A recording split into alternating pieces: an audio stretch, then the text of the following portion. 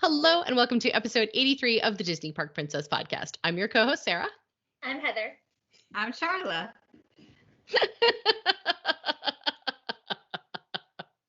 If you guys aren't watching us on YouTube, you're missing this. This week they refused to negotiate. Nope, they went back to the pointing, which makes me so happy, honestly. Very depressing not having the frantic. Yeah, I love the point I love the negotiation. Yeah. Okay, it's my favorite part. Okay. All right. So this week on episode 83 of the Disney Park Princess podcast, we have decided to talk about musicals, Disney movie musicals specifically. Now, ironically, we had come up with this topic, or somebody had suggested, I think it was a listener suggestion maybe. No, you did. You did. Was it me? Yeah. I'm a genius.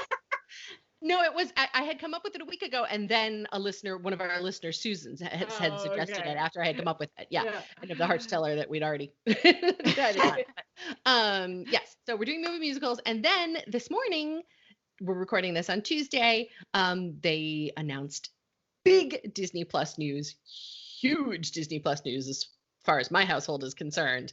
And I'll let one of you share what that news is. Okay. Well, they've moved the Hamilton release. It was supposed to be October 2021, and now it's going to be July 3rd of this year, 2020, on Disney Plus. So yes, and that's big news, right? Yeah, on Disney Plus is running out of content, so I gotta hurry. Hey, I don't care. I'll take it. Yeah, Bye. Disney. Yeah, it's the same thing that they were going to release, which we announced like a month ago, I guess. Yeah.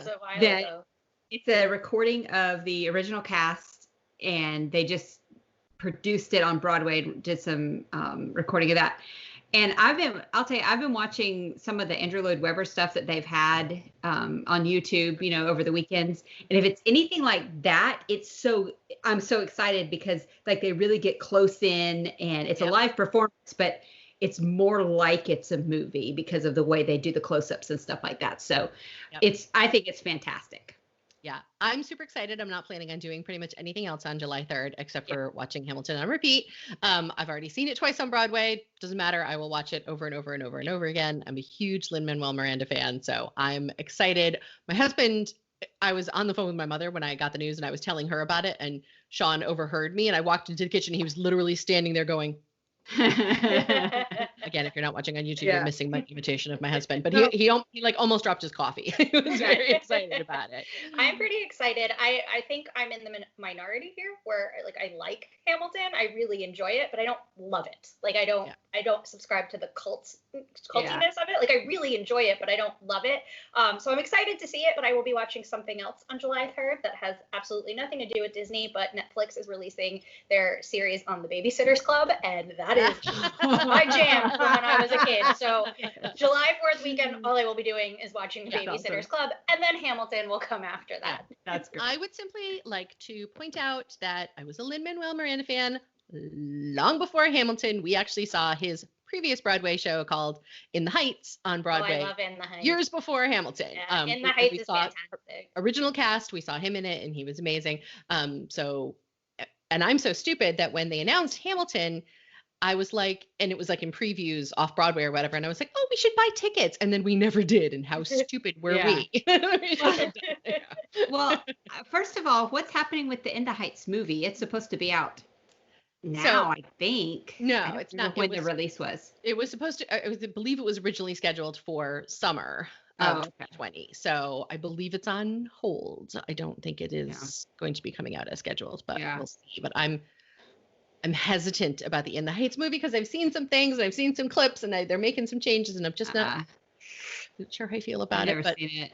I'm in. I'm here for the ride. So Well, I was supposed to see Hamilton in May here in Atlanta, and it got postponed to September, which still don't know what's going to go on with that. So this will definitely tide us over in the meantime. Yes. I still don't think a movie version, even if it's the original cast, substitutes for the live show. No. But I'm very, very excited. Yeah. I like most of the stuff that he does, and we'll get into that when we get into our other list, I'm sure. That's right. That's right. Yeah, I'm sure that's happening too. And then the other news today that was sort of ironic that it tied into this is that they've announced that Broadway will remain dark through Labor Day weekend. So no Broadway shows this summer. Yeah. Makes me very sad, but completely understandable given the state of things in New York right now and in my area. So I understand. Still makes me very sad though. It's okay to be sad. Yeah. It's okay. It's okay to understand why and still be sad about it at the same time. Yeah, exactly. Both things can be true. Well, we do have a little bit of Disney Parks news. Yes. In 2 months. No. Shanghai open. Shanghai. Yeah. Shanghai Disney is back open, so that means nothing for us because we don't know when. People are still speculating. Say that again for the people in the back. Say that again for the people in the back. Oh, we don't know what that means for the U.S. parks whatsoever. We're not getting into rumors. We're not doing any of that stuff.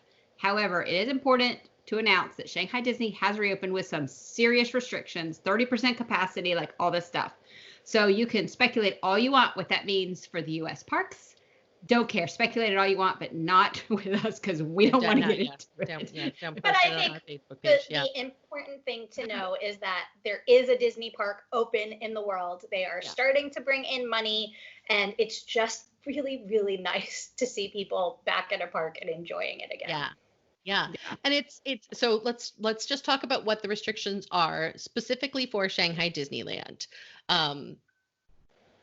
Again, we do not know if the only thing that we know and that Disney has said is that masks are going to be required when the parks reopen. That's a thing. That's the only thing that we know. So Shanghai Disneyland is at reduced capacity. As Sharla said, it's 30% capacity. Masks are required.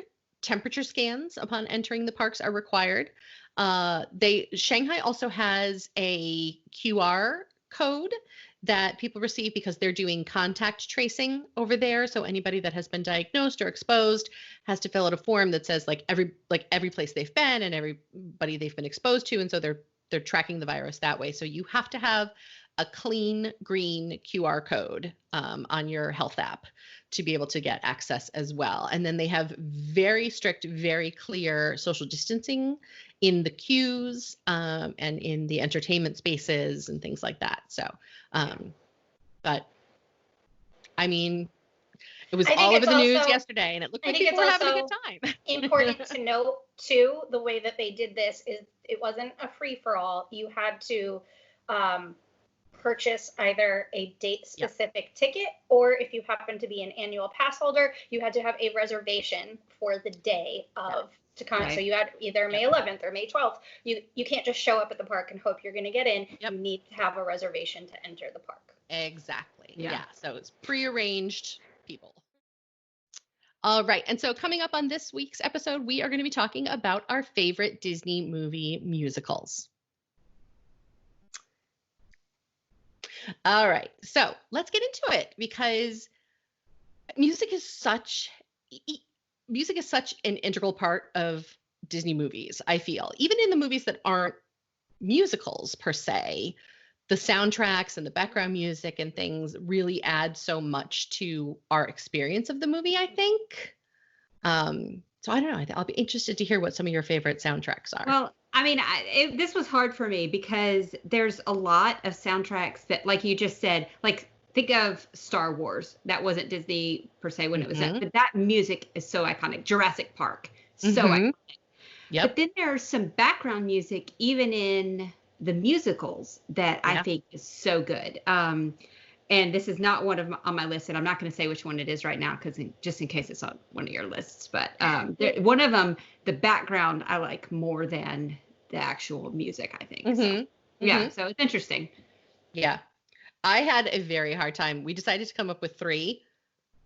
That was almost impossible for me. We might have to expand that a little bit. It was very, very hard for me because I could do overall song versus whole album, but we're doing album, and that was, I think, a little bit more interesting for me because my favorite Disney song is probably not even on my list here. Yeah. It was really interesting. All right, so let's get into it. All right, Heather, what was your first choice? This one was actually really hard for me, not because I felt like I had an abundance of choices, but I don't really listen to soundtracks overall. Like the CDs that I used to buy or the albums that I'm going to download now are probably more from the parks than they are from a specific movie. But I'm going to start with Beauty and the Beast, just because growing up, that was like a CD that I bought with my own money. I would listen to it over and over and over again. I was probably only like, 9 or 10 years old. And I would dance around my room to it. And, to this day, if you hear Be Our Guest, like, it's really hard to not get up and just like do a little kick line. You know what I mean? I love the music from that movie. Yeah. That's another one with the non-musical stuff. Da, da. I mean, the non-lyric stuff. Da, da, da, da. Like when they just start that, it's so pretty. Yep. Yeah. I would agree. Yeah. All right, Sharla, how about you?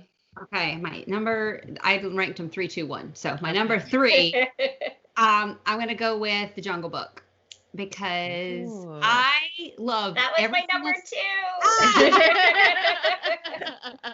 I love every single song in that. Yeah. It's so fun, all of them. I just love that movie. We watched it all the time as kids. Nora liked it when she was younger. I love it so much. I love all the songs in it. Even my brother and I used to sing "I Must Go to Fetch the Water" in a silly way. It's just part of it's nostalgia. Part of it is that I just love all the songs. I just think it's really, really good.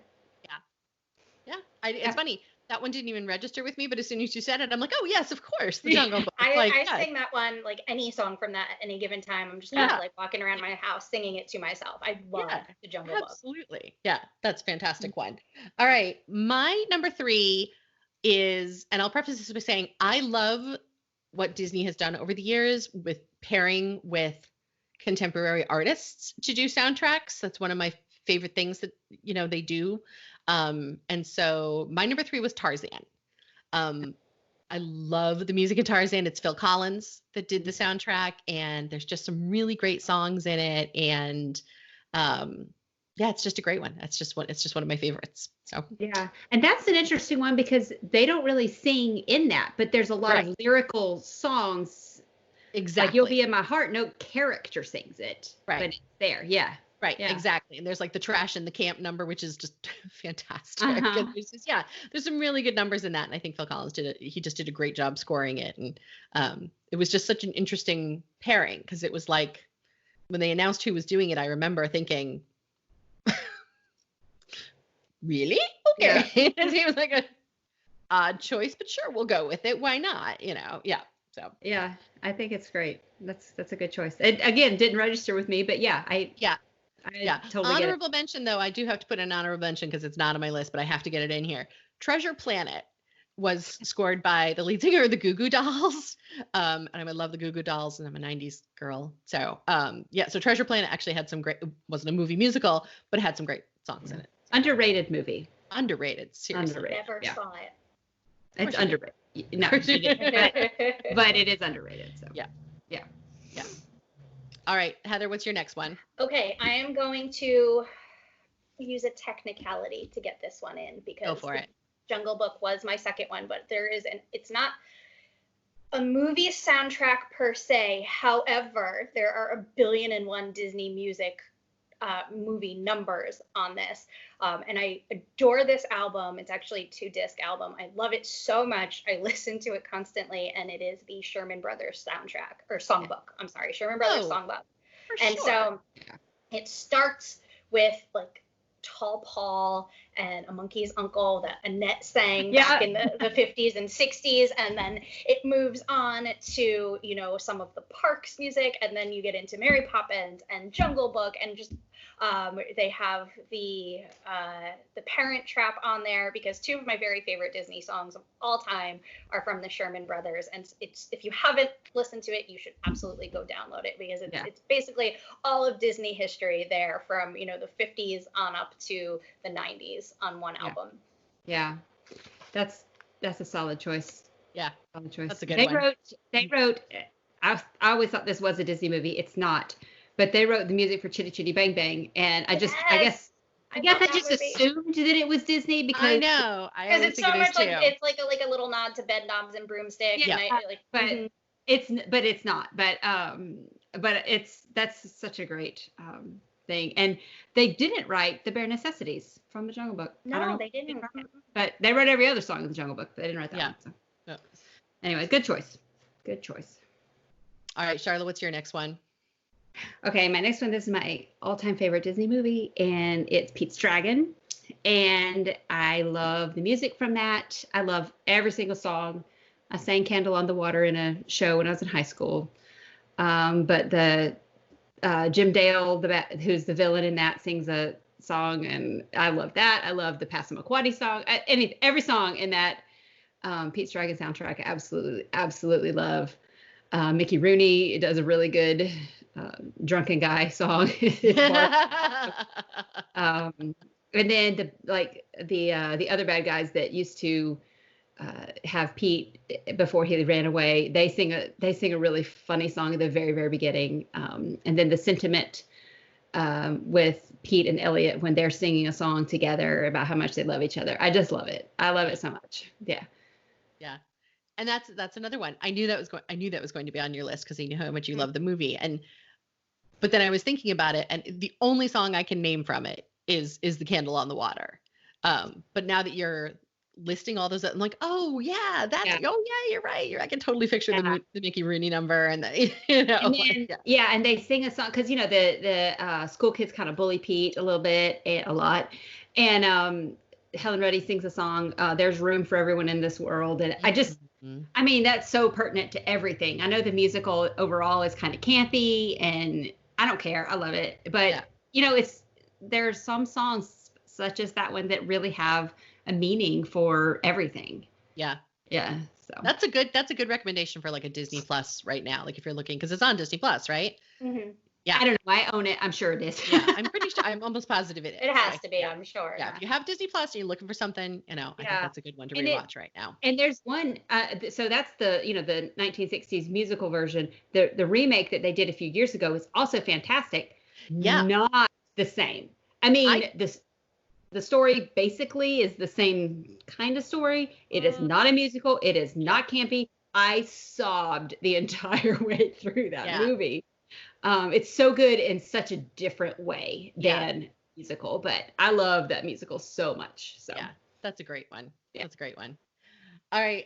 My next one is continuing on the theme of pop singers that Disney has hired to score movies, and it's The Lion King. Because again, Elton John, Bernie Taupin.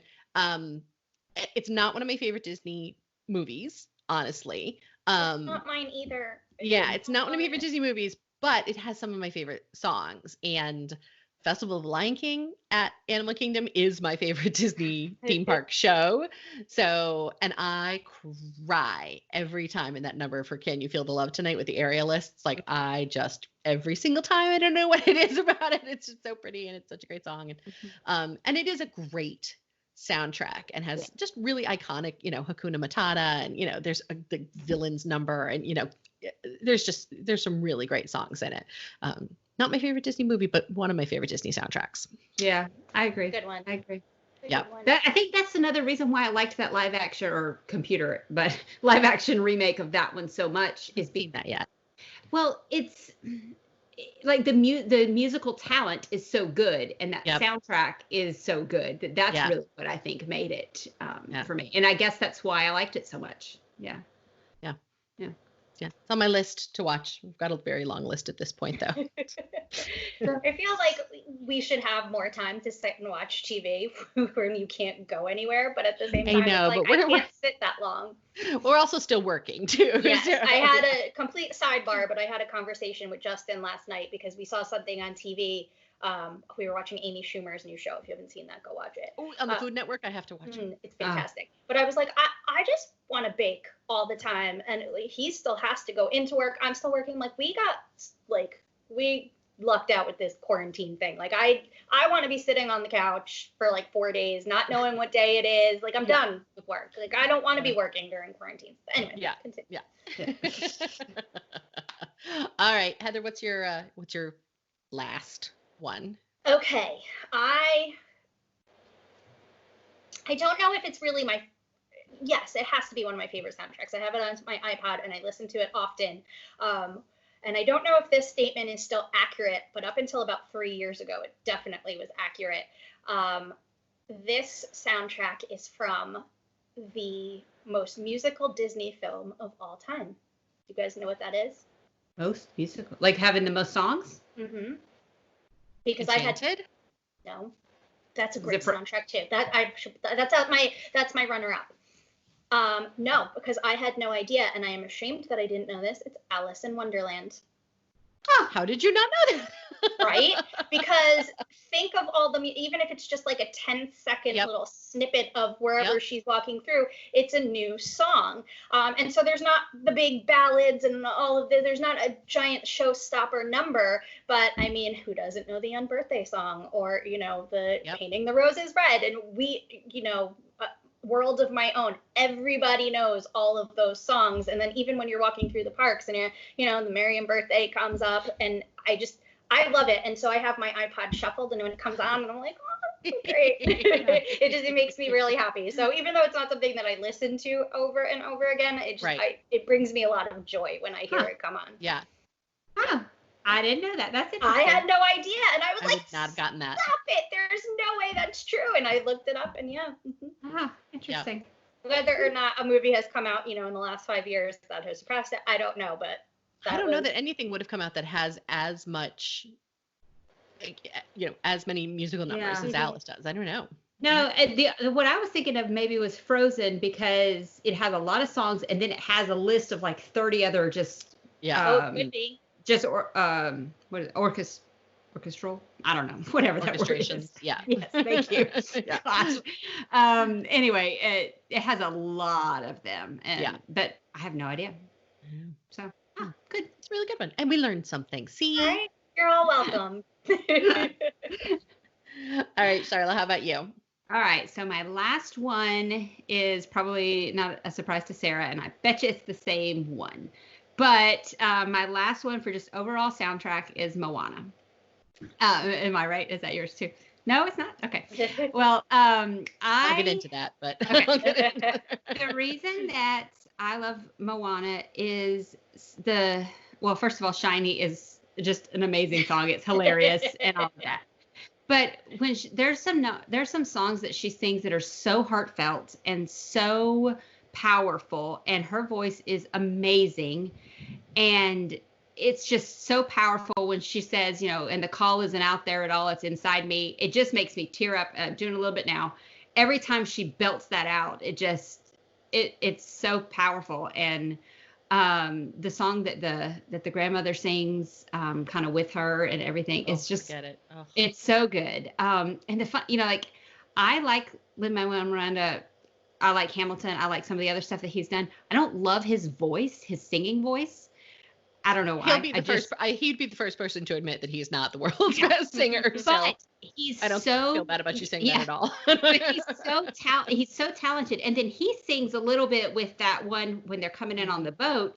And the way, even his voice on that is it's so powerful with everything else behind it. And I love it. It's such a great soundtrack. Yeah. It is. That movie is so good in so many ways. And this is sort of, I have this issue with a lot of Disney movies. I feel like 75% of most Disney plots are fantastic. And then there's that 25% where it just sort of veers off, or it goes a strange place, or you lose the thread for a minute, or I don't know. And I just, I have that with a lot. And so I feel that a little bit with Moana sometimes too, where there's like, it just gets very sort of veers off for a while, and then it always comes back. They always rein it back in. But so I didn't choose Moana because A, I knew you were going to choose it. And B, I love the music and I love Lin-Manuel Miranda, but I felt like it didn't speak to me personally in the same way that I think that it does to you. So it was on my list. So I had my list was Enchanted, Treasure Island, Moana, Tarzan, Lion King, and then Enchanted's great too. That's and then Enchanted's fantastic. Yeah, my final one, and I could not decide, so I just went Frozen, both of them. And I know that's two movies that I'm cheating, but Heather cheats all the time, so it's fine. Well, look, I have no problem with that because there are definitely songs in both movies that are so good. When you said that 25%, like the part with the trolls and the troll song, no, but agreed. Yeah, but yeah, the rest is so good, and we do have that soundtrack, so I've listened to it a lot and listened to a lot of that background music, and it's just really good. It's really powerful. I simply, in terms of iconic Disney songs, I could not decide between Let It Go and Into the Unknown. I just couldn't decide. I love them both. I don't want to have to choose. And I think Let It Go is still more iconic. It's absolutely still more iconic, but I love Into the Unknown. And plus, like the number, the Kristoff number in Frozen 2, like the 80s, like the 80s rock. Oh, can I tell you? I hated it. I sat there for like the whole song going with it. Like, this is my 25%. I'm like, why are you doing this? This is so terrible. Song, but it's just so funny. I hated it the whole time. I'm like, why am I watching this? Yeah, it was way too long. Well, I liked The Next Right Thing probably better than I liked Into the Unknown. That was my favorite of that soundtrack. Yep. That was great. Show Yourself, I love. Oh yeah, I love that one. I mean, there's just I really do feel like for me, and again, it's just it's like what speaks to you. That's the thing about music, right? Like there's no right or wrong answers. There's no, like none of us are ever going to look at each other about this topic and be like, how can you say that? That's wrong. Yeah. It's just what speaks to you, right? That's kind of what I love. That's one of the things that I love about Disney and about Disney music is everybody has that one song or that one, for somebody else, the answer might be Dumbo because it's got Baby Mine in it. And it might have, like, can't listen right. To it. Sharla. Yep. We love it. Yeah. So, and that's the thing about Disney movies, right? And the music that's in them is that even in a movie, that really isn't a musical, they somehow manage to get you with the music, whether it's the score to Star Wars, which, every guy between the ages of like 35 and 50, like you play the Star Wars soundtrack and I don't care who they are, they're having a reaction to that. In their head, they immediately pull out lightsabers and go like, it doesn't matter. Like in their head or really, they do. In real life, probably both, frankly, let's be clear. Well, okay, look, let's, another one in the same genre. There's 3 movies, well, there's 4, but 3 movies that have the best soundtrack is like Toy Story, like that's not a musical, but you know all that stuff and you can. I'm not a Randy Newman fan. I just I love Randy Newman so much. Princess and the Frog. I love it. I love it. Princess and the Frog is a fantastic soundtrack. Randy Newman. Mulan. Yeah. Mulan has great music. Like Aladdin, like they all have great. It's so again, it's just. Yeah. Let's speak to you, So, all right. So those are our answers, but what are yours? What movie music do you, and it doesn't have to be a musical. It could just be movie music. What movie I can't believe nobody mentioned Mary Poppins. I can't believe, like we really didn't even get into the live action thing at all. And that could be a whole other podcast. Well, like you said, it's a problem that Disney has such a huge catalog of movies coming, going back to the 30s that how do you choose? I could give you my top 10 and then still go, oh my gosh, how did I forget that? Yeah. I can't believe neither of you mentioned The Happiest Millionaire. You know what? I love the music when I'm watching it, but it's not anything that I ever sing to myself. Yeah. Okay. Agreed. Agreed. No, sometimes I sing Sister Cordy, but just one line from it. That even though that is a musical, to me, it's more about the story as opposed to the song and dance number type of thing. You both love it so much, and it does have. Here, I will tell you though what we should have mentioned, which I sing to myself at least 3 times a week: the Gnome Mobile. Yeah. Still haven't watched that one. Go watch it because then you can sing it in your head 3 times a week. Yeah. Well, anybody who says that I've got it in my head periodically just from the 2 you singing it at me all the time. So. Anybody who says they don't know the music from The Happiest Millionaire, you're wrong because they play it on Main Street USA, and I guarantee you, you know, when you're walking there, you've heard it and you're familiar with it. Right. And if you have like that Disney park soundtrack, it's on there. You just don't know that's what it's from. Yeah, you just. But they do. They play it on Main Street USA like several songs from. But okay. yeah. This is a total aside, but these are the things that happen when we're recording these podcasts. It's beautiful outside right now. It's absolutely gorgeous, but I just got a freeze warning alert for overnight tonight. So, well, it's freezing here too. It's only going to be 70 today and it's overcast. It's awful. Yeah, no, an actual freeze alert. like you bring your plants inside because they might die. We don't talk about what's going on with the weather here. Like there was snow last week in the Midwest and the Northeast. Here, like, it snowed here. Last week it was 95 here. Like it's too much. Too much. I know. Anyway, all right. So join our Facebook group. We have a Disney Park Princess Facebook group, and we have all kinds of fun conversations and Facebook Lives and all sorts of stuff going on. Tell us what your favorite Disney music is. We want to know. You can also email us, info@disneyparkprincess.com. So come join the fun. Come talk about it with us. So all of you that are listening, if you are in the Facebook group, this is your homework. I want to know, what's your favorite Disney music? I'm expecting one of you, Kyle, to post, to start a thread as to what your favorite Disney music is. So coming up next on the Disney Park Princess Patreon Extra, say that 4 times fast, we are going to be continuing our series on our least favorite restaurants in every park. And this week it is Disney Hollywood Studios' turn. This could be a tough one. I don't know. I might have a hard time narrowing it down, frankly. But if you are not a Patreon subscriber, you can go to patreon.com/Disney Park Princess, and that is how you get access to our exclusive extras. So we have podcast bonuses, we have some video bonuses, we've got some other stuff that goes on in there. So we also have a Facebook group that is exclusively for our Disney Park Princess Patreon supporters. So as always, thank you so much. Don't forget to follow us on Instagram.